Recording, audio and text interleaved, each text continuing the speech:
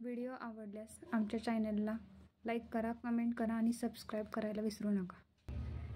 नमस्कार मंडळी, आमच्या सासू सुनांच्या किचनमध्ये तुमच्या सर्वांचं स्वागत आहे. आज आपण पोळ्याची आमटी कशी करणार आहोत ते पाहणार आहोत. आज आपण हिरव्या मिरच्याची पोळ्याची आमटी करणार आहोत. हिरव्या मिरचीची आमटी करण्यासाठी सगळ्यात अगोदर आपण मिरच्या भाजून घेणार आहोत. आता या मिरच्या आपण छानपैकी भाजून घेणार आहोत. या मिरच्या आता छानपैकी भाजल्या जात आहेत.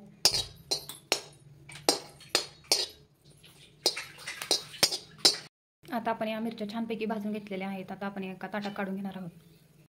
आता आपण जे पोळ्यासाठी पुरण म्हणजे आपण हरभऱ्याची जी डाळ शिजवतो ना, त्यातली आपण ती शिजवलेली डाळ थोडीशी साईडला काढून घेणार आहोत. आमच्याकडे त्याला येळवणी म्हटलं जातं. हे आपण एका वाटीत साईडला काढून घेतलेलं आहे. हिरव्या मिरचीच्या आमटीमध्ये आपण हे येळवणी टाकणार आहोत. आता आपण हिरव्या मिरचीच्या आमटीसाठी काय काय लागणार आहे ते पाहणार आहोत. इथे आपल्याला लसूण लागणार आहे, टोमॅटो लागणार आहे, थोडं बारीक चिरलेला खोबरं लागणार आहे, कोथिंबीर लागणार आहे, कांदा लागणार आहे, हिरवी मिरची तर मी भाजून घेतलेली आहे ती लागणार आहे, तर चिरलेला कांदा आहे, याच्यामध्ये गव्हाचं पीठ आहे, इथे अद्रक घेतलेला आहे, तर एव्हरेस्टचा मसाला घेतलेला आहे, इथे आपण कढीपत्ता घेतलेला आहे, हा घरगुती मसाला आहे, इथे हळद घेतलेली आहे, इथे आपण घरकुलचा मसाला घेतलेला आहे आणि हे येळवणी आहे जे आपण म्हणजे डाळ शिजवून घेतलेली आहे पुरणासाठी ती आहे. आता त्याच टाकण्यासाठी मीठ पण घेतलेलं आहे. आता आपण तेलामध्ये कांदा ते भाजून घेणार आहोत. आता हा कांदा आपण तेलात छानपैकी परतून घेत आहोत.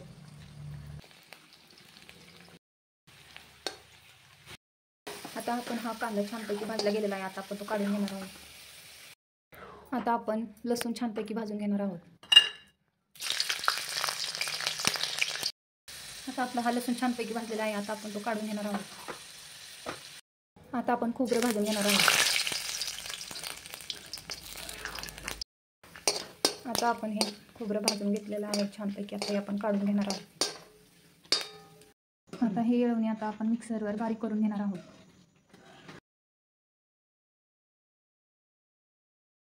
आता आपण हे मिक्सरवर छानपैकी बारीक करून घेतलेलं आहे. आता आपण त्याच मिक्सरच्या भांड्यात कोथिंबीर, खोबरं, लसूण बारीक करून घेणार आहोत. आता त्यामध्ये खोबरं टाकणार आहोत, लसूण टाकणार आहोत, हिरव्या मिरच्या टाकणार आहोत,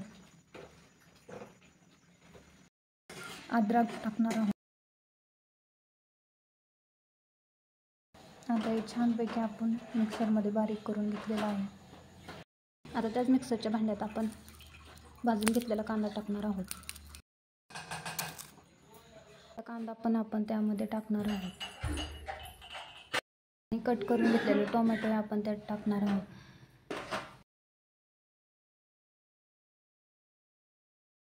आता हे सगळं आपण मिक्सरमध्ये बारीक करून घेणार आहोत.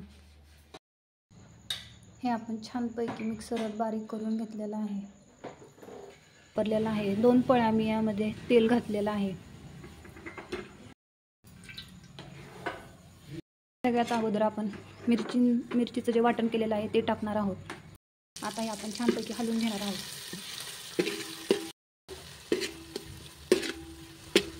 त्यानंतर आपण कांदा आणि टोमॅटोची पेस्ट घालणार आहोत. आता आपण छानपैकी हलवून घेणार आहोत.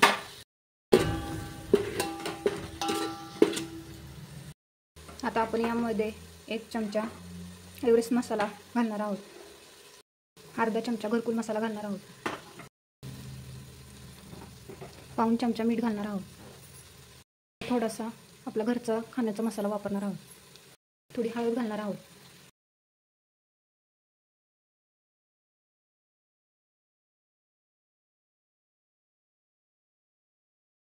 याला छानपैकी तेल सुटूस्तवर आपल्याला 5 मिनिटं झाकून ठेवायचं आहे.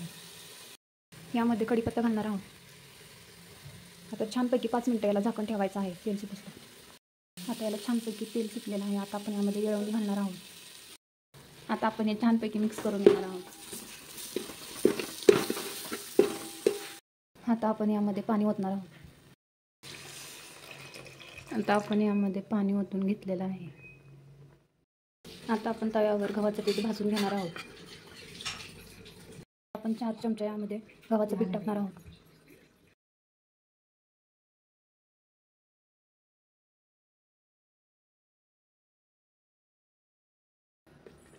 तुम्हाला जेवढ्या क्वांटिटीमध्ये आमटी लागणार आहे तेवढ्या क्वांटिटीमध्ये तुम्ही यामध्ये पाणी ओतू शकताय. अशा प्रकारे आपण या आमटी फोडणीला टाकलेली आहे.